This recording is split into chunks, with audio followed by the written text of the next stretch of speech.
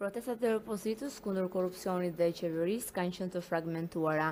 Pse opozita dhe shoqëria civile nuk po arrin ta kthejnë pakënaqësinë në një lëvizje të gjerë qytetare? Kjo është një pyetje shumë me vend, sepse për hir të së vërtetës, edhe në protestat që kemi organizuar ne si Lëvizje Bashk, por edhe në protestat e partive tjera opozitare, nuk është dukur ose pjesëmarrja nuk ka qenë ajo që kemi shpresuar, si thua, sepse qartazi në këtë përplasje institucionale ka dy aktorë shumë të rëndësishëm. Një sigurisht që është reagimi i shoqërisë, që ne shpresojmë se duhet të dalë në mbështetje për atë sistemin drejtësisë, dhe faktori i dytë janë edhe ndërkombëtarët. Po sidoqoftë, duke ngelur te faktori i parë, duhet të them se deri në këtë moment besoj se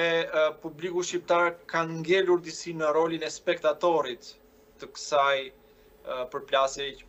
që po zhvillohet para syve të tij. Besoj se lidhet fort edhe me delegjitimimin e Partisë Demokratike si një parti e cila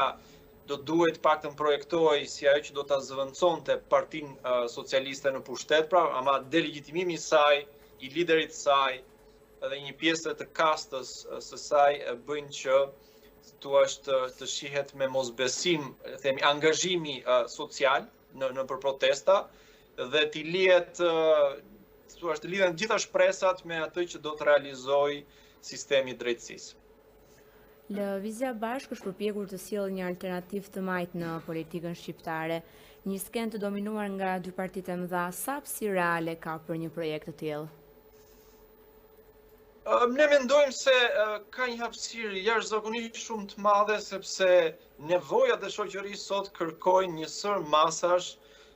të ndihmës sociale, të ndërhyrjes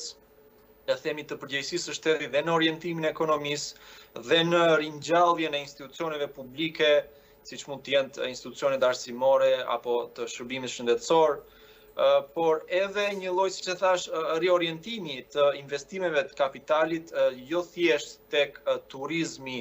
dhe tek industria e ndërtimit në mënyrë spekulative, që dim që ka shërbyer ndër vite si një, le të themi, lavatriçe e parave të pista, por edhe tek investimi pra drejt sektorit të prodhimit. Për te kësaj, ne mendojmë se duhet një reformë e thellë sa i përket edhe sistemit pensioneve, sepse